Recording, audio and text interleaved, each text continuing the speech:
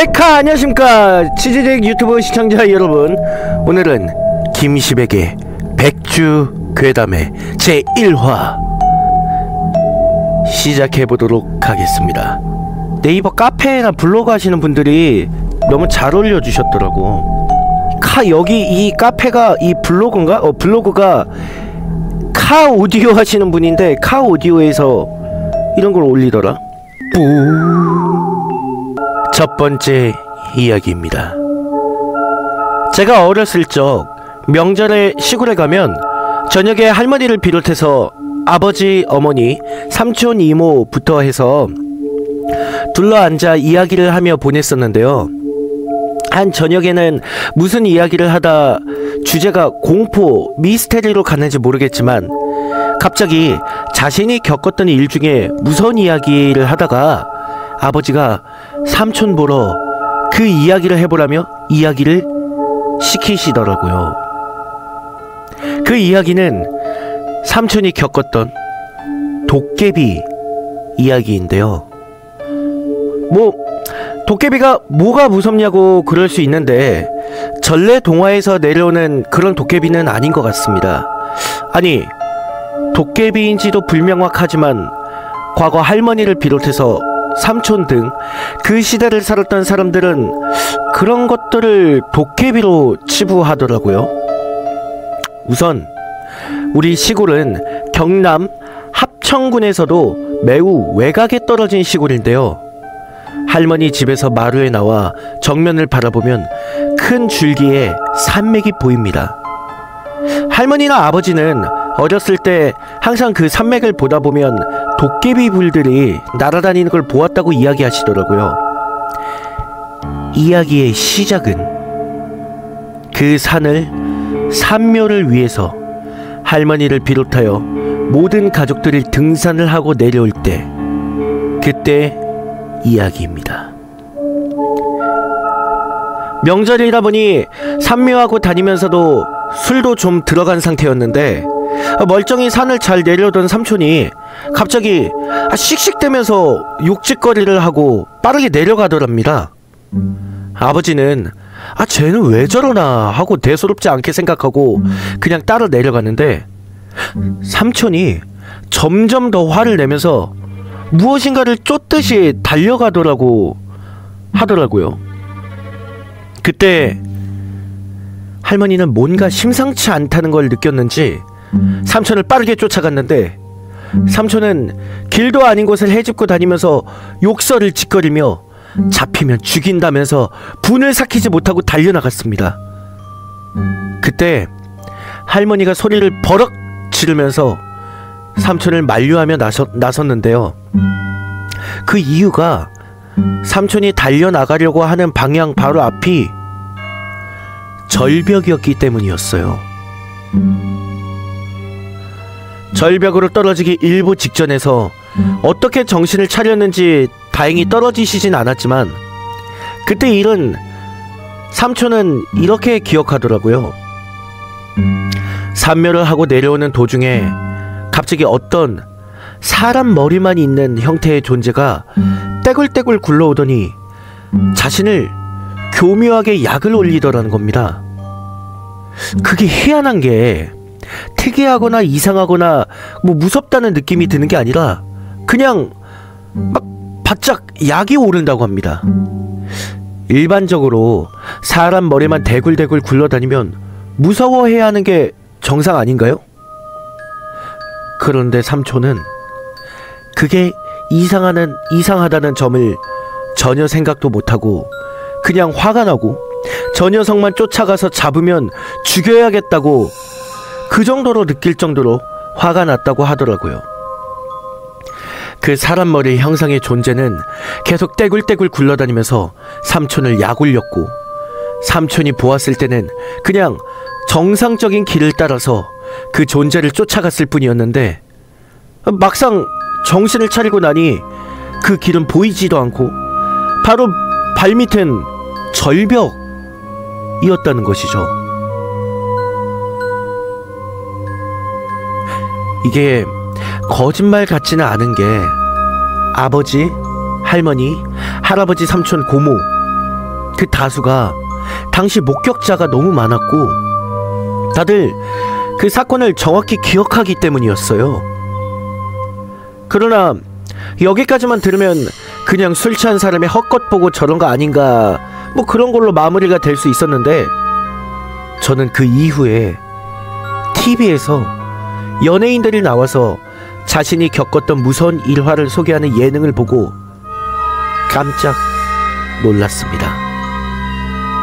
한 연예인 본인 자택 아파트에서 낮술을 먹다가 갑자기 사람 머리만 떼굴떼굴 굴러다니는 존재가 집 안에 나타나 바짝 약을 올렸고 화가 난 그는 그걸 잡겠다고 쫓아다녔는데 사람 머리 형상의 존재는 베란다 난간에 매달려 약을 올리기 시작했고 그 연예인은 그걸 잡겠다고 베란다 난간을 넘어서려는 순간 매니저가 그걸 목격하고 만류했다는 이야기가 있었고요.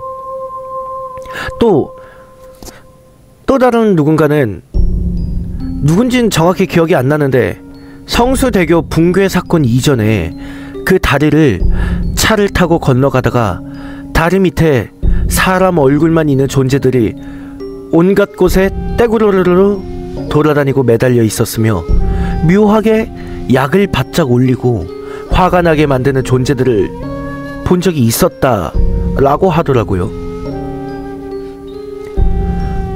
공통된 특징은 1번 사람 머리만 존재하고 2번 주로 취한 상태에서 목격이 되며 3번 그것을 본 사람은 그게 이상하다고 느끼기보다는 약이 오르고 화가 난다는 겁니다.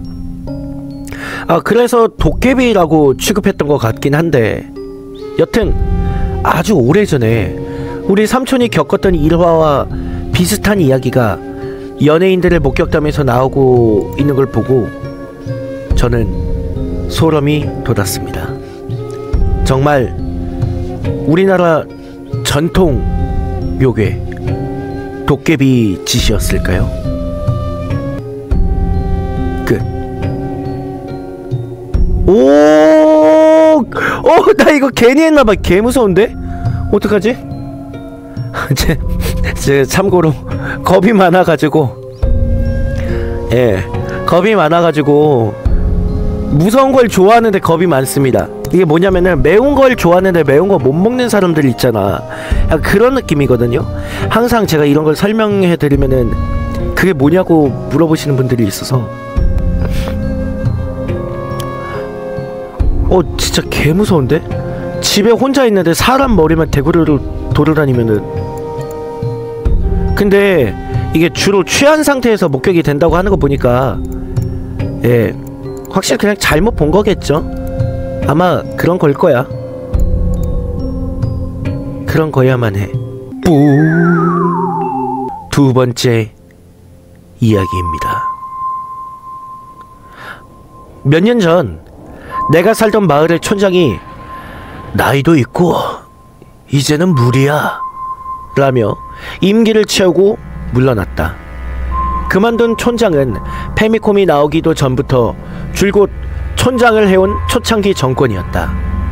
작은 마을이라지만 어째서 그렇게 한 사람만 계속 촌장을 해왔느냐 하면 임기가 끝나 새로 촌장 선거를 하려고 해도 매번 다른 후보가 나오질 않았기 때문이었다. 왜 후보가 없었냐고? 가끔 입후보하려고 하는 사람들이 나오면 어째서인지 후보 본인과 주변에게 불행이 닥쳐왔으니까.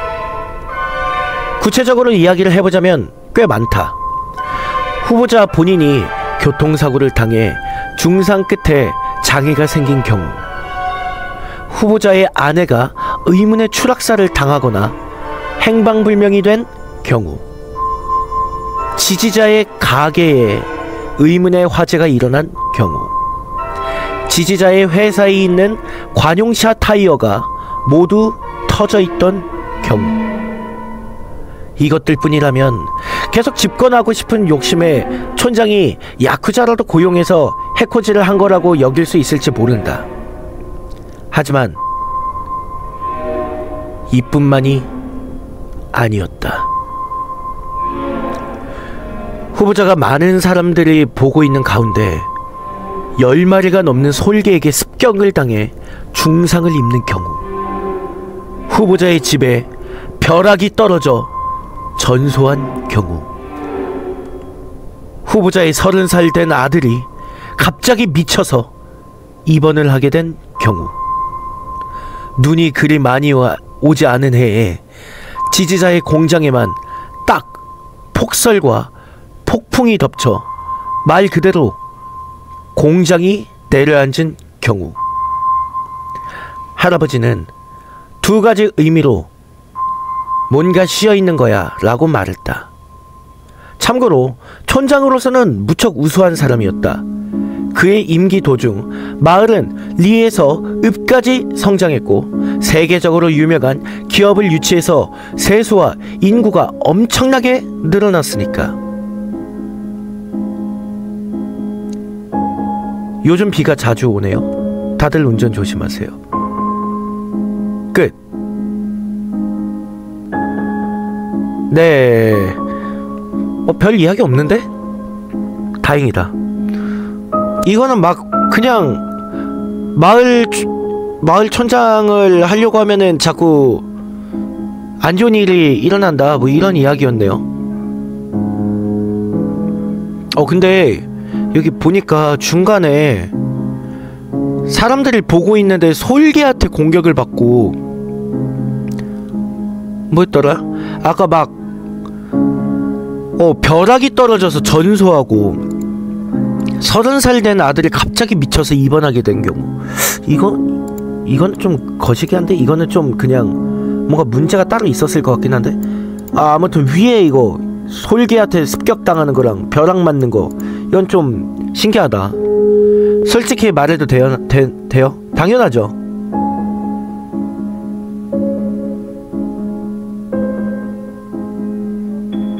오른쪽 밑에 있는 사람이 신경 쓰여요.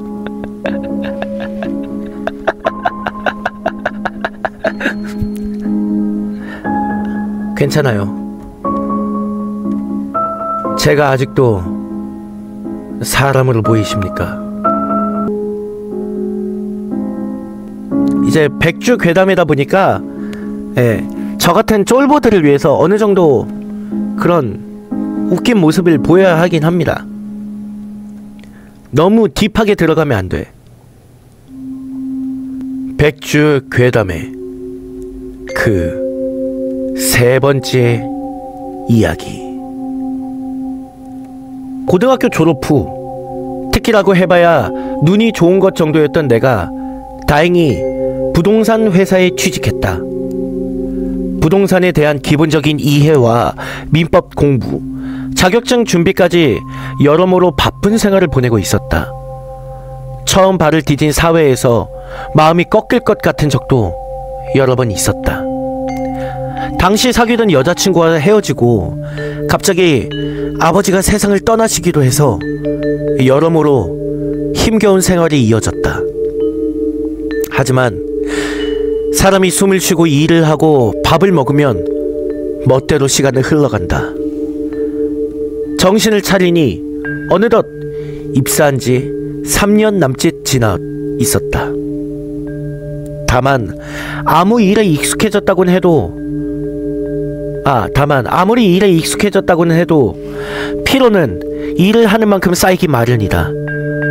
정말 가끔 있는 연휴 전날 밤이라도 되며 이불도 안 덮고 죽은 듯 침대에 쓰러지곤 했다. 그렇게 날이 밝은 연휴 첫날 토요일, 아마 5월 중순쯤이었을 것이다. 창문으로 들어오는 기분 좋은 바람에 눈을 뜨니 이미 10시가 넘어 있었다.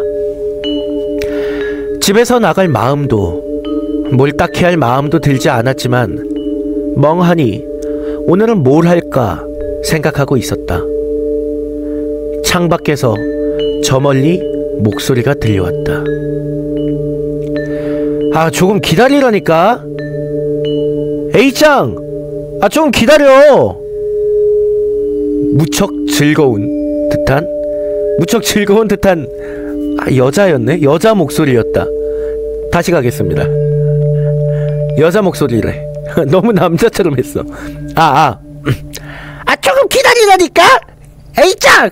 조금 기다려! 무척 즐거운 듯한 여자 목소리였다. 멍하니 침대에 누워있자니 다시 한번 그 목소리가 들려왔다. 아이랑 술래잡기라도 하며 놀고 있는 건가 싶어 무거운 몸을 일으켜 창가에 섰다. 아무래도 목소리는 길 오른편에서 들려오는 것 같다. 우리 집은 대로에서 꺾어 들어가는 30m 정도 되는 짧은 길가에 있다. 지은 지 10년 정도 된 2층 아파트. 거실과 방 하나, 부엌, 양 옆에도 맞은편에도 그 옆에도 똑같이 아파트가 있다. 혼자 사는 사람이 많은 골목이다. 햇빛을 받아 때가 낀 게 잘 보이는 창문을 바라보며 내일은 창문이나 닦을까 생각하고 있던 찰나 시야에 아까 그 여자가 들어왔다. 정말 기다리라니까? 예! 나는 그 여자를 평생 잊지 못하겠지. 황록색 가디건에 청바지를 입은 갈색 머리, 시원스레 건강해 보이는 얼굴에 기가 막히게 행복해 보이는 미소를 띄우고 있었다. 30대 중반 정도 나이일까? 팔을 약간 아래로 내밀고 종종 걸음을 하다가 멈춰 서서는 역시나 기가 막히게 행복해 보이는 미소를 짓는다. 하지만 그 팔 너머에는 길만 있을 뿐이다.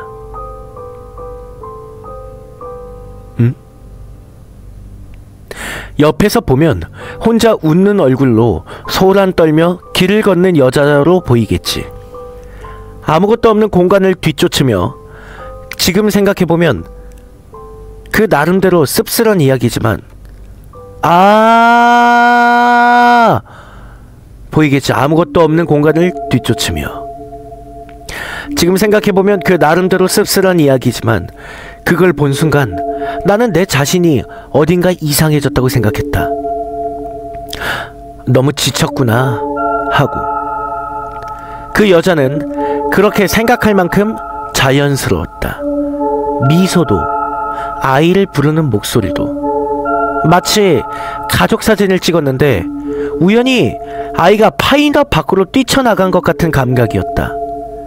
그 감각은 눈을 부릅뜨고 다시 바라보고도 그 여자가 대로를 향해 골목을 벗어나 교통안전 거울에 비치던 그림자가 사라질 때까지 이어졌다. 여자가 이상한 것일까? 내가 이상한 것일까? 아니면 둘 다일까? 어떤 것이 정답인지는 알 수가 없다. 다만 어느 것이 정답이더라도 무척 슬픈 일이라고 생각했다. 현실적으로 보자면 둘 다 이상한 거겠지. 보이지 않는 무언가를 향해 웃으며 말을 건네는 여자도, 골목을 벗어나 교통안전 거울에 비치던 그 여자 조금 뒤에 따라가고 있는 아이 그림자를 분명히 목격한 나도.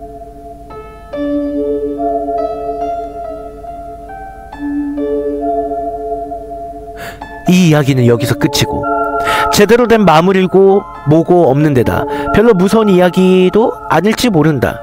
하지만 이런 걸 몇 번이고 보게 될 때마다 느낀다. 잘 알 수 없는 것만큼 두려운 것도 없다고. 세상에, 나 이게 뭔 소리지 하고 있었거든? 아이가 그 대로변에서 사고가 났었나봐. 뭐야, 씨발, 무슨 소리야!